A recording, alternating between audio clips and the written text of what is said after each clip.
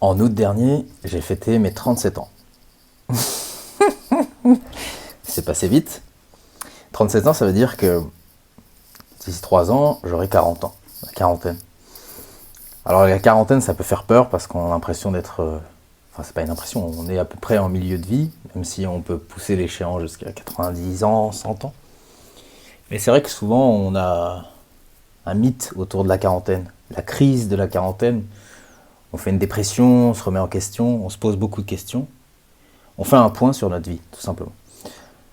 Alors je dois dire une chose, c'est que heureusement, depuis quelques années, vieillir ne me fait plus peur. Prendre de l'âge ne me fait plus peur. Je n'ai pas peur de me rapprocher de la mort. J'ai fait une vidéo d'ailleurs sur la mort et ce qu'elle peut nous apprendre de nous-mêmes et en quoi elle nous aide à mieux vivre quand on sait l'apprivoiser. Mais c'est vrai qu'on se pose des questions. C'est-à-dire que, exemple, je fais un match de foot et j'ai plus les jambes que j'avais quand j'avais 20 ans. Mais j'ai gagné en expérience. Et sur un terrain de foot, pour rester dans cet exemple, je suis plus préoccupé par le jeu collectif, par aider les autres à avoir une meilleure vision de jeu, que par courir, montrer que je suis un bel athlète, que je dribble, que je suis technique. Tout ça pour dire que je sens que je rentre pleinement dans l'âge mûr. Et c'est une bonne chose. J'ai vu un documentaire récemment sur Netflix, je crois, Les Zones Bleues. Une personne qui depuis 20 ou 30 ans étudie des endroits dans le monde où les gens vivent très longtemps, où il y a une concentration anormalement élevée de centenaires. Et parmi les facteurs qui expliquent leur santé mentale et corporelle, même à un âge avancé, eh bien il y a la pensée positive. Et je crois que c'est tout l'enjeu de cette vidéo, c'est de dire que la sagesse de la quarantaine, c'est tout simplement la sagesse des gens qui vieillissent. C'est de commencer à se dire que voilà, son corps peut faire des siennes et peut-être se débarrasser de tout le superflu. Et il y a beaucoup de travail. À 40 ans, tu dois commencer, en tout cas c'est mon cas, mais c'est à vous de me le dire en commentaire, à ignorer le regard des autres. Parce que si tu ne le fais pas, tu vas continuer à prendre des décisions basées sur la peur, sur l'appréhension, ou tout simplement pour faire plaisir. Plaisir à ta maman, ton papa, tes proches, ta copine, ton copain. Je vous donne un exemple. Je suis quelqu'un qui, pour faire plaisir à ma mère, entre autres, a fait de bonnes études, bac S, prépa, grande école de commerce, et puis ensuite une grande entreprise, avec un bon salaire, etc. Un CDI. Et je me suis très vite rendu compte que c'était pas un environnement pour moi. Qu'en fait, j'étais déjà plutôt un lettré, et que je préférais travailler dans des petites entreprises, voire des entreprises artisanales. Et donc, c'est sûr que si je m'en tiens à l'attente tacite de la société, pas seulement de ma mère en l'occurrence, mais peut-être d'un mythe, comme quoi le CDI c'est bien, ça te donne une sécurité, c'est prestigieux, voilà, si je me préoccupe complètement de mon LinkedIn, de mon employabilité, eh ben, je vais peut-être encore répéter ce cycle infernal d'embauche où je vais finir dans des endroits qui ne me conviennent pas et qui me font souffrir. Donc je crois que quand on a 40 ans, on doit être à même de se connaître. Et pour se connaître, il faut oublier, voire détruire ces vieilles croyances, ce vieux réflexe qui consiste à faire plaisir.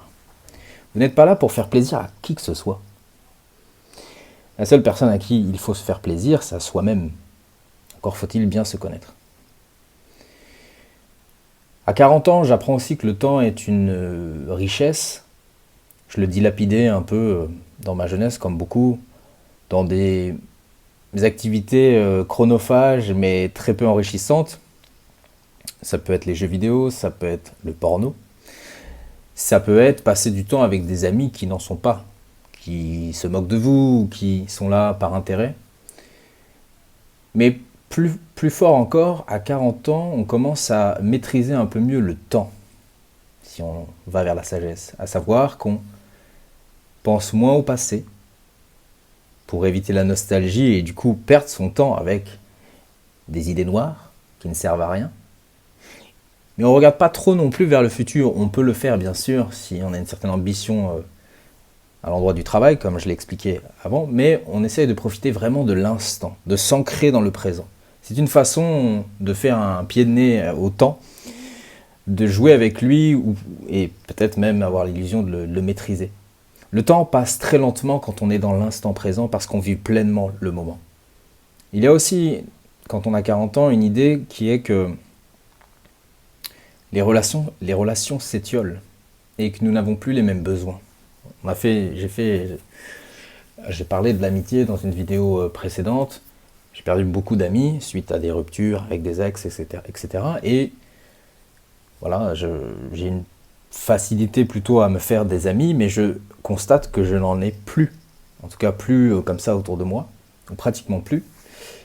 Tout simplement parce que j'ai créé une famille et que j'ai passé beaucoup de temps avec eux et que je n'ai plus ce besoin effréné de collectionner des connaissances.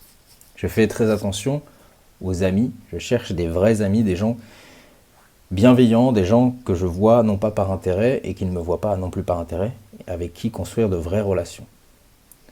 Donc à l'approche de la quarantaine, on est capable de se défaire des personnes toxiques. Bien sûr, tout ça c'est théorique, c'est-à-dire que vous avez des gens à 20 ans qui sont déjà très mûrs, qui ont comme ça l'impression que c'est des vieilles âmes. Donc ça c'est une théorie un peu ésotérique. Donc quoi, vous rencontrerez dans votre vie des âmes jeunes et des âmes vieilles. Et vous avez effectivement des personnes qui ont 60 ans passés, qui se comportent toujours comme des gamins et qui prennent tout personnellement, qui ont un ego surdimensionné, qui sont râleurs, Et on a l'impression que ce sont des jeunes âmes. C'est-à-dire que on est en droit d'attendre un certain sage en face de soi, à partir d'un certain âge, et on a un gamin. Un petit con, presque. Dites-moi en commentaire si vous avez la quarantaine ou vous approchez la quarantaine, ou même si vous vous projetez comme ça à l'âge de 40 ans, dites-moi, essayez de décrire la personne que vous aimeriez être par rapport à quelqu'un qui aurait simplement 20 ans. Il y a aussi une chose, c'est vrai, qui me préoccupe maintenant que j'approche de la quarantaine, c'est de ne plus travailler pour un employeur, un chef, de ne pas avoir cette hiérarchie au-dessus de moi. Et donc, on en revient au temps, richesse précieuse, de pouvoir disposer de mon temps comme je l'entends. Et donc de ne pas faire un 9h, 5h tous les jours pour un salaire plus ou moins généreux. Car voyez-vous, et c'est peut-être un mythe, c'est peut-être une tendance de notre société actuelle, de vouloir monter son business. Mais je n'en suis pas sûr. Je pense que c'est quelque chose, en tout cas, qui s'est développé un peu plus au fil des dernières années et c'est une tendance qui grandira encore. Je vois tellement sur YouTube, entre autres, des personnes qui se mettent au vert, qui prennent leur petit lopin de terre, qui créent leur maison tiny house minimaliste avec le moins d'impact possible sur l'environnement et qui créent leur vie professionnelle autour de ça, et pas l'inverse. Parce que vous comprendrez aussi que dans les villes, les grandes villes, les métropoles, assourdissantes, polluantes à tous les niveaux, trop polluantes, même s'il y a des villes plus vertes que d'autres, et ben c'est là où se trouvent les plus grandes opportunités pour les salariés. Et même si le télétravail s'est développé, on a encore des entreprises très rétrogrades. Et je pense, et c'est ce que j'ai découvert avec presque à 40 ans, que l'entreprise n'est pas le lieu de votre expression. Ce n'est pas le lieu de la liberté d'expression et de la créativité, malheureusement. Alors, je dis ça au risque de tomber dans le cliché, dans le café du commerce, enfin la philosophie de comptoir, mais ça a été mon expérience et j'ai fait pas mal d'entreprises, 7 ou 8, où je suis resté à chaque fois entre, on va dire, 2 ans ou 4 ans. Et donc, j'ai remarqué qu'il fallait savoir se taire en entreprise. Et ça se comprend, l'entreprise est là pour faire du profit, elle vous embauche, vous venez pour faire un travail. N'attendez pas de l'entreprise qu'elle révolutionne le monde. Vous n'êtes pas là non plus pour révolutionner quoi que ce soit. Donc on pourra me dire, attends, tu dis n'importe quoi, Apple par exemple, ils ont révolutionné le monde avec le smartphone. Certes, c'est un débat, Steve Jobs a révolutionné le monde. Cet artiste, qui avait le sens du business, qui a réussi à se faire virer de sa propre boîte. Donc dites-moi en commentaire ce que vous pensez sur ce sujet, ce que vous en pensez. À l'approche de la quarantaine, j'ai envie de créer mon propre business. Et pas forcément d'avoir des employés sous mes ordres et de reproduire la boucle. Si moi-même, je n'ai pas aimé, ou j'aime de moins en moins être employé, je ne vais pas manquer d'honnêteté intellectuelle et embaucher des employés. Je peux travailler avec des gens, des freelances. Je peux demander de l'aide à des gens, des amis. Je ferai en sorte en tout cas d'avoir quelque chose de simple comme business, parce que je crois aussi qu'avec l'âge, on a envie de simplicité, d'une vie minimaliste, et surtout qui correspond à mon mode de vie. Donc d'être plus proche de la nature, peut-être digital nomade, on verra. Peut-être tout simplement me focaliser sur l'existant, à savoir ma chaîne YouTube principale, Rafadam, où j'écris et je raconte des histoires. Dites-moi en commentaire quel serait peut-être votre rêve de vie, ou la mission de vie que vous assigneriez à 40 ans. Voilà, je vous fais de gros bisous, j'espère que cette vidéo donnera matière à réflexion. Et je crois que l'âge, et je terminerai cette vidéo là-dessus, n'est qu'un chiffre.